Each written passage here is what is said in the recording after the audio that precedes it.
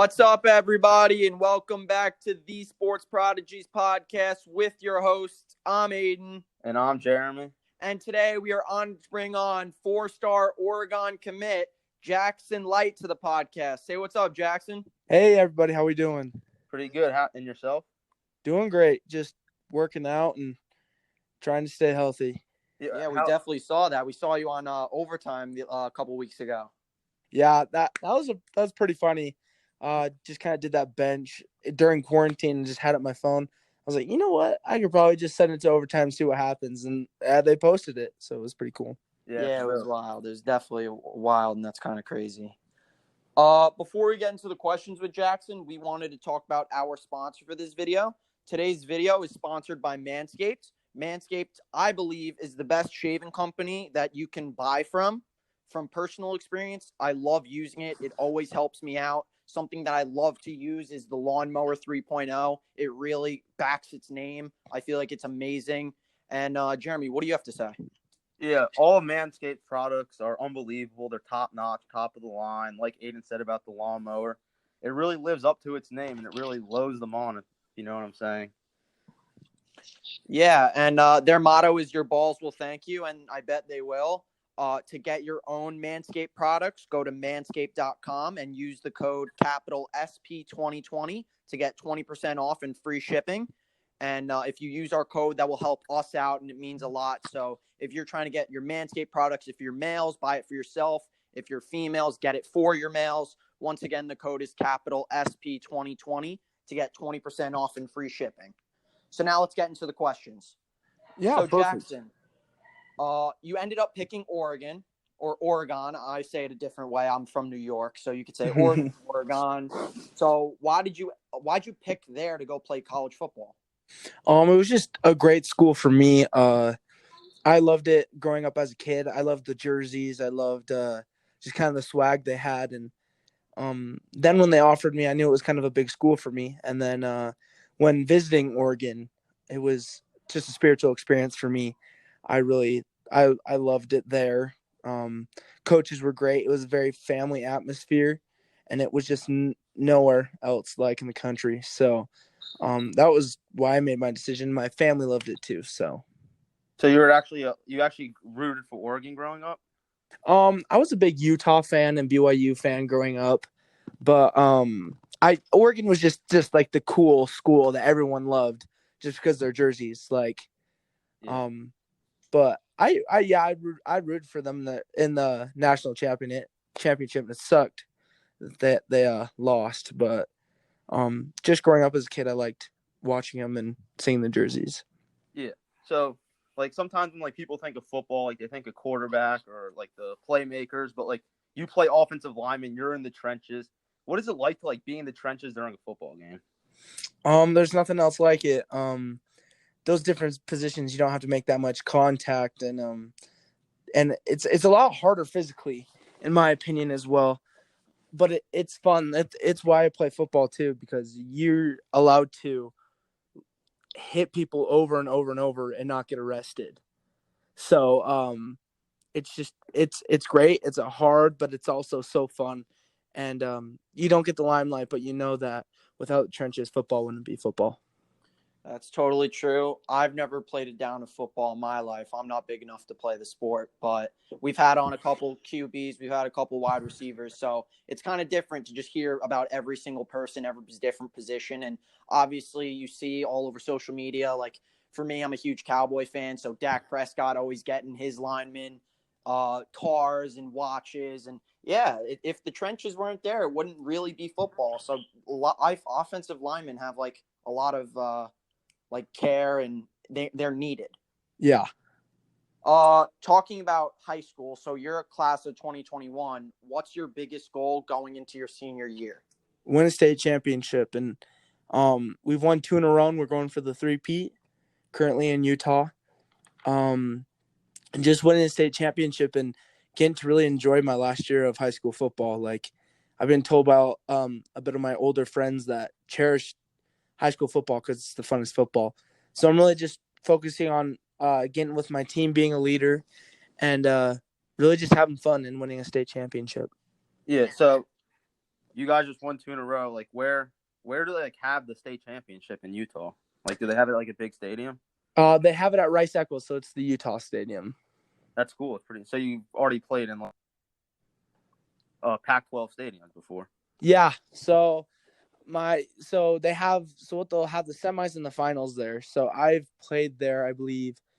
My freshman year, we lost by 1 in the semifinals, and then each year it'll be probably my 7th and 8th time playing if we make it this year. When we make it this year.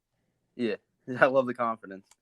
So, what was your first offer, and what was that feeling like? My first offer was Utah State. It was the off season going into my sophomore year, and it was awesome. I was at Del Taco with my friends, and I get a call from my coach saying, "Hey, you need to come back to the school right now." And I was like, "Okay, I'm on it."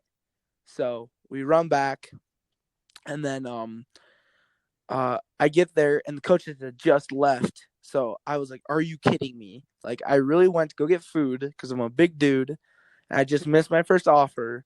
But then after that, Coach Woods called me, the offensive line coach. Coach Woods called me and offered me, and it was awesome.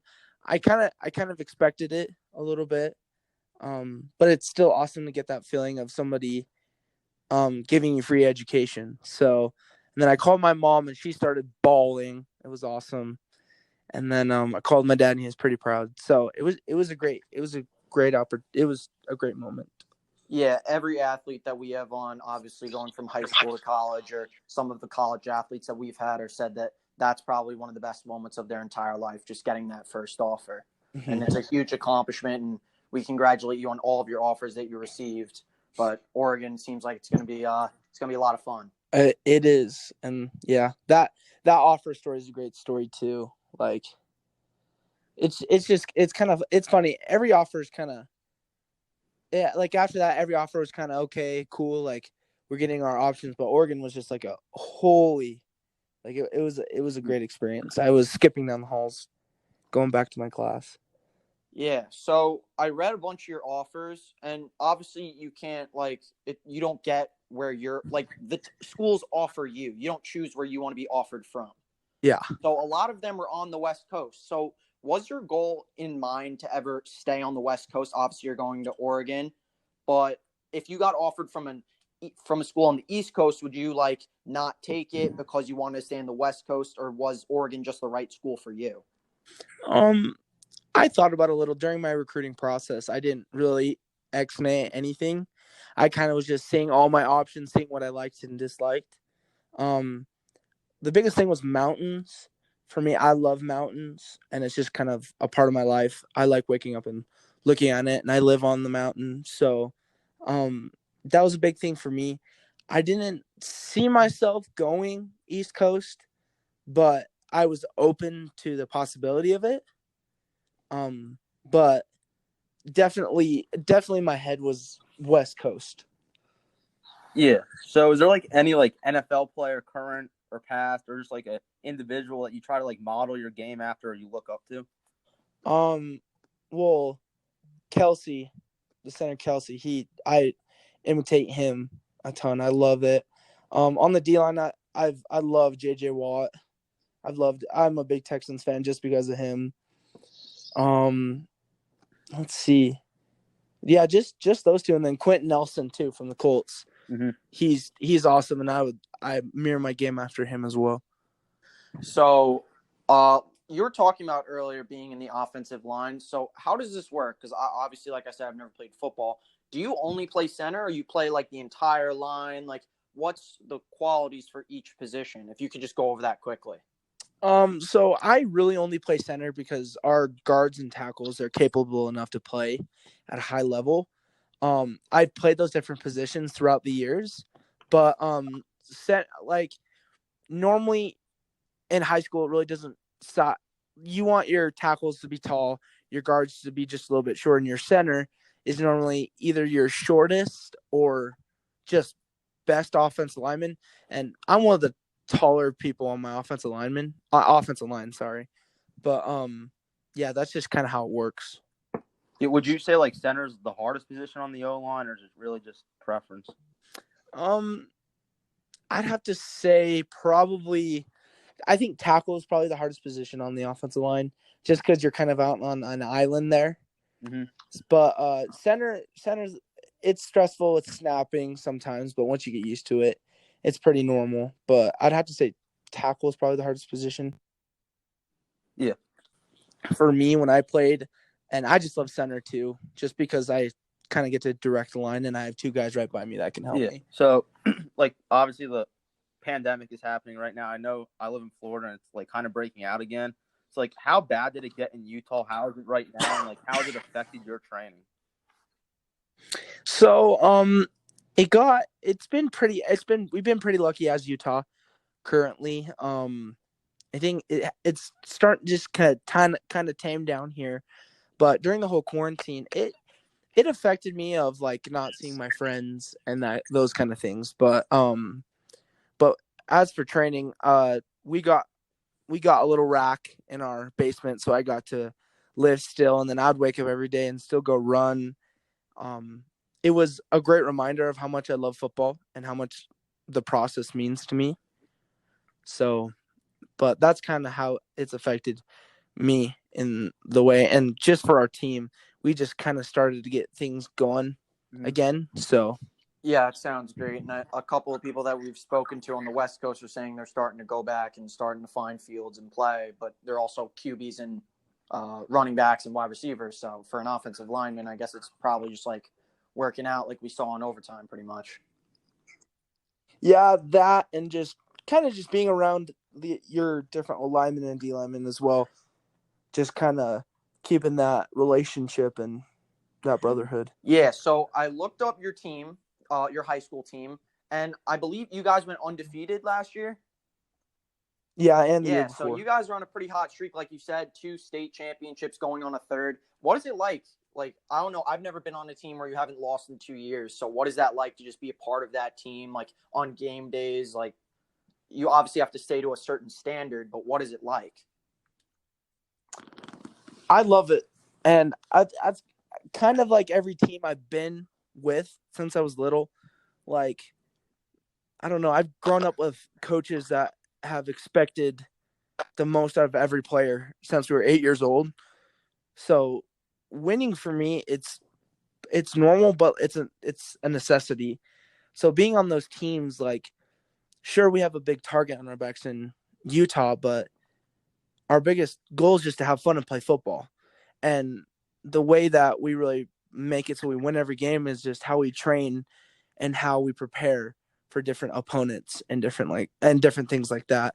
But it's pretty normal. It's normal. Once it gets too much and too much of we have to win, which it always should be like that. But that undefeated mentality, we really don't have that mentality as a team. But when it's a fun experience and it's a challenge, and I think that's why I'm the player I am today, just because I've been held to a different standard and expected more than other teams. Yeah, and definitely having that target on your back definitely puts like some pressure on you. And even that you're in high school, it's like if you put pressure on yourself, and just as being an athlete, I know what that feels like, just having that pressure to win, but it's also a necessity like you're talking about, and you want to win. And for some people, it's you can't go without winning. If you lose, you're going to be mad at yourself. And I understand that, obviously. Yeah. What is the biggest thing you want to work on before you get to Oregon? I want to get just same things, faster, stronger. I think just preparing to be on my own as well. I'm learning how to cook and all that kind of good stuff. What do you know how to make? Well, the best thing I can kind of like make mac and cheese and pancakes and kind of just the normal stuff. But the most high-end thing I've ever made, I made a tri-tip steak with mashed potatoes and asparagus. I'm gonna have to come over to your house. That sounds pretty good. You are welcome anytime. So, What do you want people to know about Jackson Light that they might not know already? That's a hard question. I don't know. I think I just want people to know I'm a hard worker, and I have a chip on my shoulder. Like, even if I were to get ranked a high 5-star or anything like that, I still have something to prove. I feel like people should know that. Like, I love football and I love playing it, and I don't know. I'm a good guy too. Sounds great. And you definitely have a great mentality just in football and in life, as we could tell through this podcast. So from the podcast, obviously me and Jeremy, we wish you the best of luck in the future, this senior season, and especially at Oregon. And we can't wait to have you on again. It would be amazing if you ever came on. But thank you so much for coming on.